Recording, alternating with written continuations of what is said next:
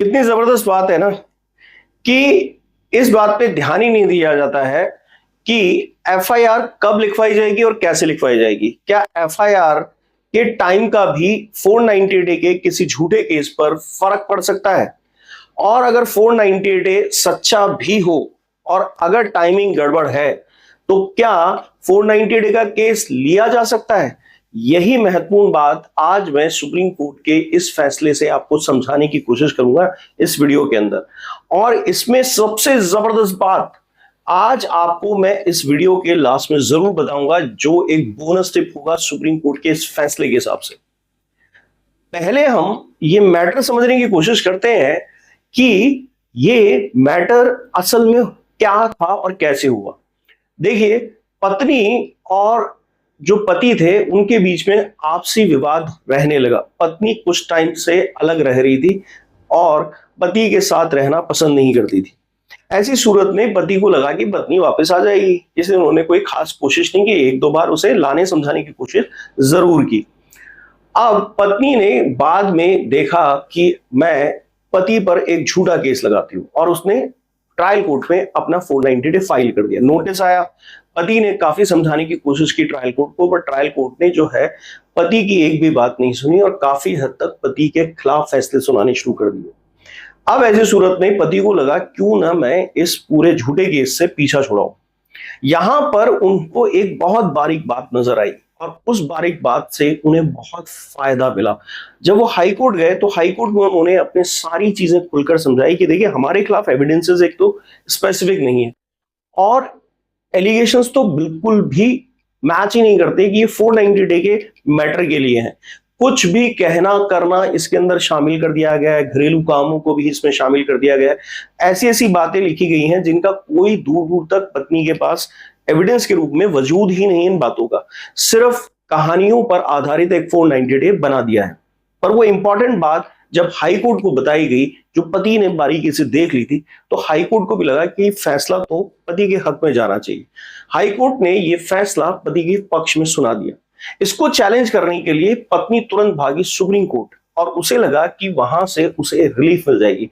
पर चौंकाने वाली बात यहां पर यह हुई जो कि पत्नी सोच भी नहीं सकती थी।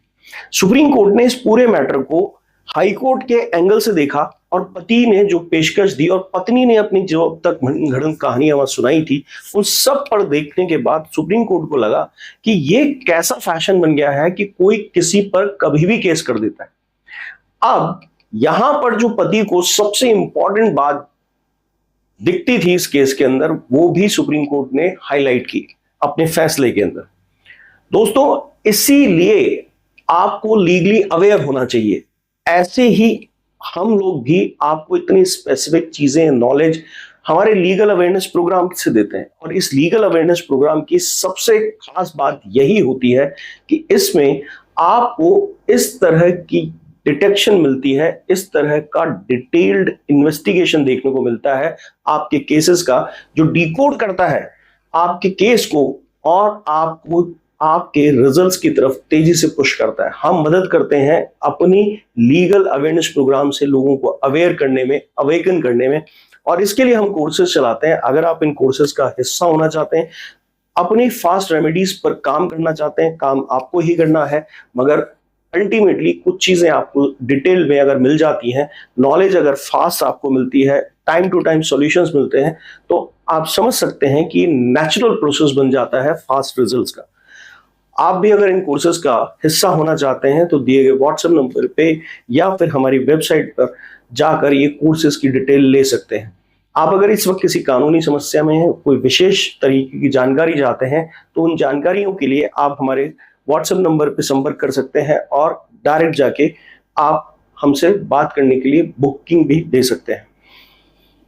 इसी वजह से हम ये प्रोग्राम चलाते हैं। अब समझिए क्या। देखिए, पति ने जो है इस पूरे मैटर के अंदर एक बहुत जबरदस्त बात पकड़ी थी। पत्नी ने अपनी एफआईआर जो है वो टाइम पे रजिस्टर नहीं कराई थी। पहली बात, शादी का थोड़ा टाइम ज्यादा निकल चुका था, मगर दूसरी इंपॉर्टेंट बात कि उसने अपनी विजिलेंस नहीं दिखाई थी। यानी कि अगर सुप्रीम कोर्ट ने कहा कि हम अज्यूम भी कर लें कि आपके साथ ऐसा हुआ था, तो कानून हमें इस चीज की स्वतंत्रता नहीं देता है। इंपॉर्टेंट बात यह है कि यहां पर यह देखना बहुत जरूरी है कि आपने अपनी पति के साथ कितना लंबा टाइम शादी का बिता लिया है। दूसरी बात, आप एक सेपरेशन फिर उसके बाद मेंटेन किए हुए हैं, ये बात आप खुद भी स्वीकार कर रही हैं। फिर आपने एफआईआर लिखवाने में इतना ज्यादा टाइम क्यों लगाया? उस पर से यहां पर ज्यादातर एलिगेशंस हैं, एविडेंसेस नहीं है। 498 की ग्रेविटी ये नहीं है, नेचर ये नहीं है कि उसके साथ सिर्फ कहानी भर सुना के आप काम चला सकती हैं। पर महत्वपूर्ण बात जो पति ने रखी थी वो यही थी कि देरी से एफआईआर करवाना अपने आप में एक संवैधानिक अपराध है।